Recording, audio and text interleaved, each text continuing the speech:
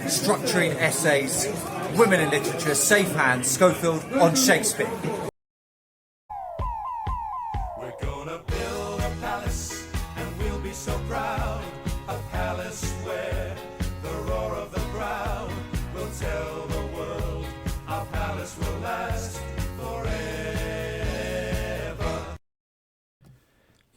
In this video, I will quickly recap the mark scheme before introducing you to the extract to be critically appreciated, Trollope's The Small House at Allington, taken from the June 2019 past paper. I will then share my detailed technique for how to structure your essays, including a word count for each section, before giving you the opportunity to write your own response. However, if you are still feeling a little bit unconfident, you might prefer to use my writing frameworks. I will then show you my full A-star essay and unpick it within the final section.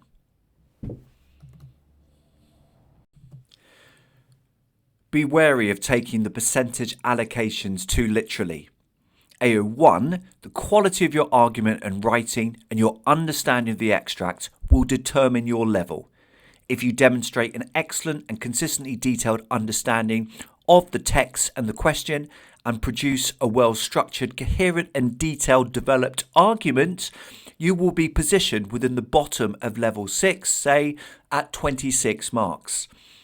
If you also demonstrate detailed insight into the context in a relevant way, then you may move higher up the band, possibly to 27 marks.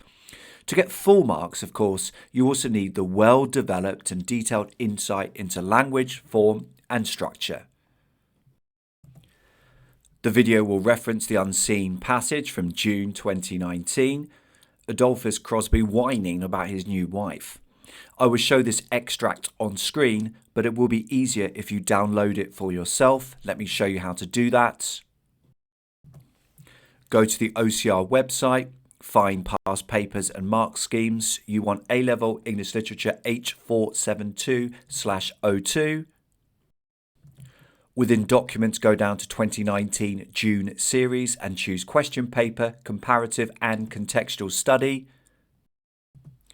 This will then open up the full paper. Go down to question 7 and save the paper to your hard drive. Remember that to have any chance of getting a decent mark, you need to have really got the passage. You have 1 hour and 15 minutes to do this essay, which is a decent amount of time, especially in comparison to the drama paper when you're writing about Shakespeare, including Measure for Measure. So I would spend at least 10 to 15 minutes reading the extract through, annotating and thinking. Press pause to do this now. The different sections of the extract will be shown at 5-second intervals.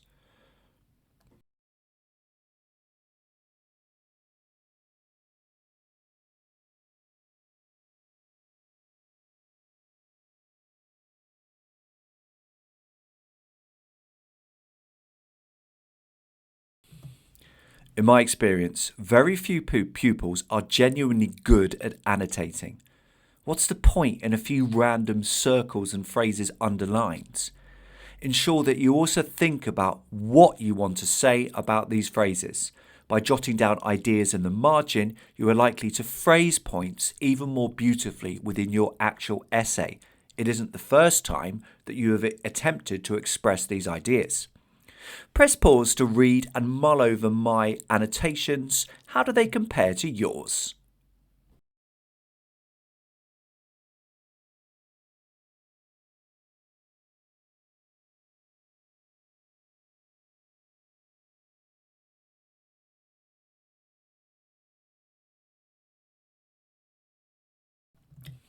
Now let me share with you a possible essay structure which includes word counts for each section. OCR have an exemplar essay for this question, which achieved 30 out of 30. In many ways, I don't think it's that great, which is why I haven't reproduced it in this video, and I have instead written my own.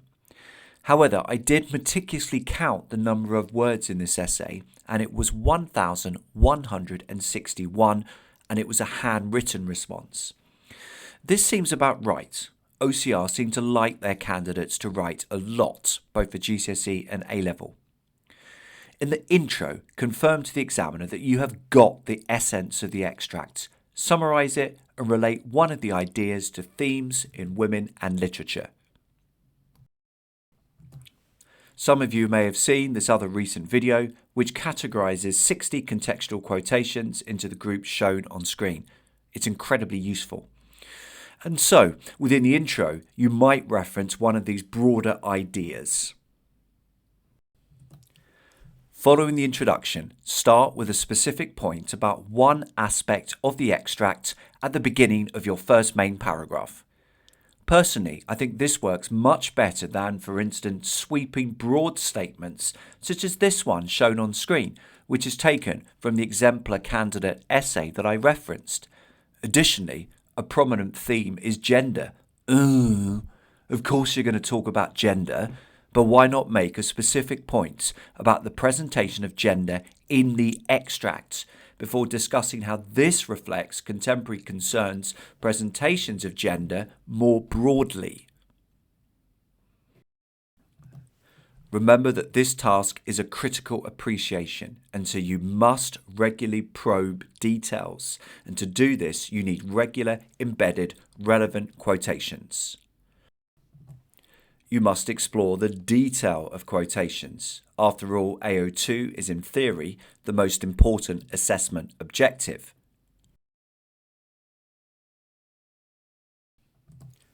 However, the question asks you to relate your discussion to your reading concerning women in literature, which might be the context or it might be other women in literature texts. So do this mid-paragraph after exploring the quotation, ensuring that this contextual point is directly relevant and embedded within your argument. But remember, AO1 is about an argument which is consistently developed. So after making your contextual point, come back to the extract and develop your original points. Give insight from a different perspective.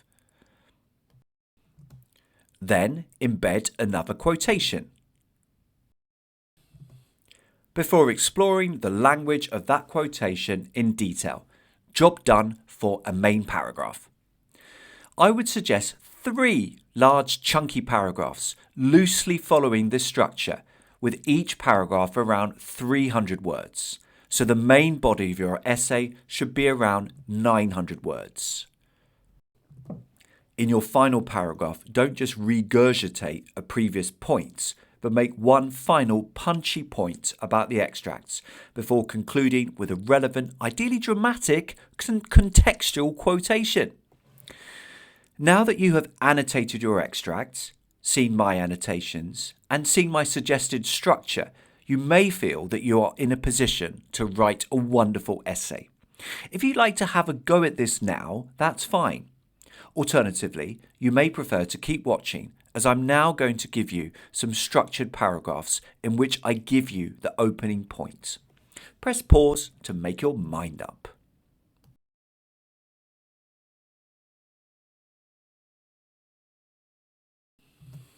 Now have a look at a writing framework for the first main paragraph.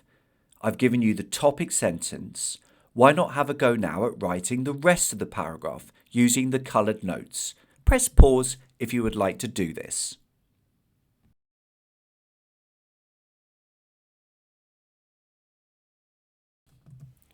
Here's a writing framework for the second main paragraph. As before, I've given you the topic sentence.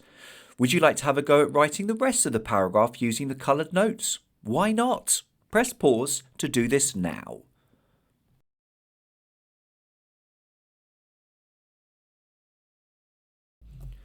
And now the writing framework for the third main paragraph. Press pause if you'd like to use this to create your own A-star number.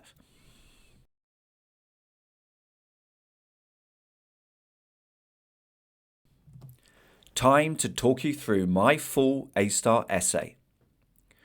In this passage, Trollope presents a newlywed husband who is beginning to come to terms with the fact that he has married a woman with whom he has little in common and little to say.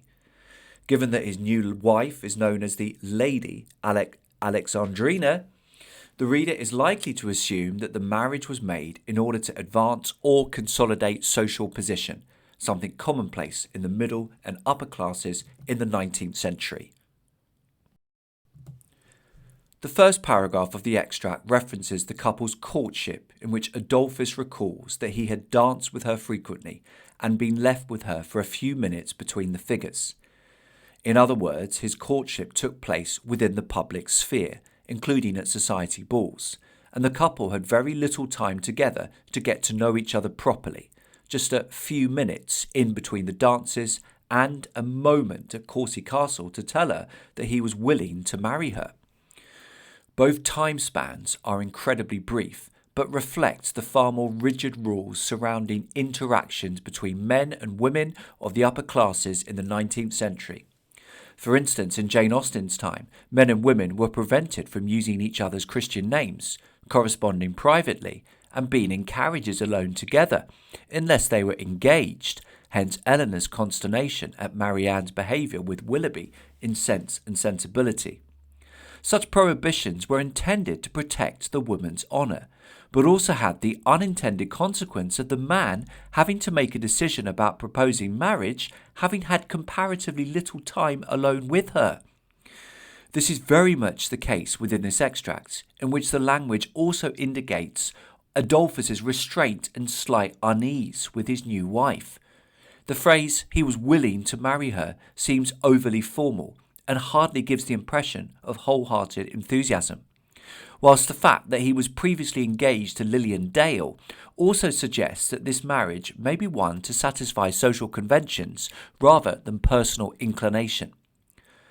Uncertainty also drips from the repeated rhetorical questions, and now that she was his wife, what was he to say to her? But how was he to begin this all-in-all partnership? On the one hand, Adolphus recognises the enormity of the commitment he has made, something reinforced by the biblical connotations of one body and one flesh. On the other hand, the question words what and how shows his feelings of displacement. He does not know exactly how he should be acting and behaving around this woman he barely knows. Adolphus's new wife seems a product of her time, a period in which upper-class women were encouraged to solely focus on the domestic sphere, and the most attractive, eligible young woman had no more than a thorough knowledge of music, singing, drawing, dancing, and the modern languages, to quote Caroline Bingley in Austen's Pride and Prejudice. Whilst Adolphus seems interested in government and politics and books, the lady Alexandrina had not talked to him of poetry, of religion, and of the little duties and comforts of life. Thus, not only do the couple inhabit two entirely separate spheres, but they are either not interested, the lady Alexandrina, or not able, Adolphus, to talk to each other about their interests and activities within these spheres. Whereas Jane Eyre in Bronte's novel, published 17 years prior to Trollope's novel, seems indignant at the idea that women should confine themselves to making puddings and knitting stockings, to playing on the piano and embroidering bags. The lady Alexandrina seems entirely accepting of this domestic role, notwithstanding the fact that a woman of her class and status is likely to delegate some of these duties to subordinates, especially making puddings. But from Adolphus's perspective, this makes her a far duller, more problematic partner than his previous fiancée, who would have been ready with all her ears and all her mind and all her wits to enter quickly upon whatever thoughts had occurred to him. The tricolon of ears, mind and wit shows the attractiveness of a partner immersing herself wholeheartedly in intellectual discussion and jostling. Yet the fact that Adolphus has discarded her in favour of the lady Alexandrina indicates how men and women were conditioned by society to prioritise staid conventionality ahead of genuine connection and vitality. Of course, a genuine intellectual connection and sexual spark between married men and women in 19th century literature seems relatively rare. Jane Eyre is surely the exception when she claims at the end of the novel that her talking with Rochester is but a more animated and inaudible thinking, although it is worth noting that such equality has arguably only been made possible due to Rochester's horrific injuries. Thus it seems tragic that Adolphus seems to be spending so much of his honeymoon not only reflecting on the fact that he doesn't know what he should say to his wife, but also thinking about his previous fiancée's attractive mental agility. For instance, she would have been a wife that would have transferred herself with quick mental activity into her husband's mental sphere, whereas Alexandrina had never yet asked him a single question about his official life. The repetition of the adjective mental highlights the pair's intellectual compatibility, whilst the adjective quick confirms Lily's readiness and capability to attune herself to being receptive to non-domestic sphere stimulation. In contrast, Alexandrina seems to feel as though genuine interest in her husband's thoughts processes is not required as a wife. For her, being an appropriate wife seems to be more about appearance and valuing material possessions, hence her question with some energy about her dressing case and travelling with her bright-coloured trappings. To return to Jane Eyre again, she is a Blanche Ingram rather than a Jane Eyre, and she is proud of that. Yet unlike in Jane Eyre, this Blanche Ingram has married the Rochester equivalent, for which the consequence is likely to be extended periods of silence and increasingly unhappy reflections on what might have been. What is particularly tragic and ironic is that Adolphus has known the lady Alexandrina for the last 6 or 7 years, but he had never known her, perhaps never would know her, as he had learnt to know Lily Dale within the space of 2 months. The difference in time periods is enormous, 6 or 7 years, as opposed to 2 months. Yet Adolphus seems resigned to his new wife remaining aloof and perhaps indifferent to him, hence the 2 different tenses of past perfect and conditional. The following lines from Carter's Bloody Chamber seem appropriate here, with some paraphrasing. "Are you sure you love her?" "I'm sure I want to marry her," I said. Note just how succinctly I summarise the essence of the extract within the very first sentence of my essay. Remember that the foundation of an A-star essay is an excellent understanding of the extract. There is no room for waffly, slightly vague statements. I also don't think that the introduction needs to be that complicated. One single point linking one part of the text to the context or reading concerning women in literature seems fine. It can be fleshed out and enjoyed within subsequent main paragraphs.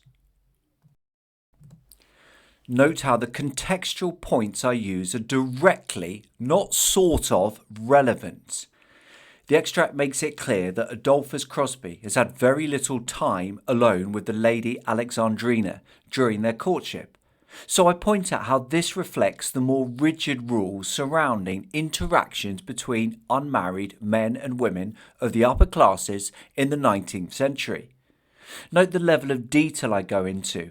I don't just say the rules were strict, but I point out that men and women were preventing from using each other's Christian names, corresponding privately, and being in carriages alone together. Information taken from Maggie Lane's Jane Austen's Worlds. Let's take a peek again.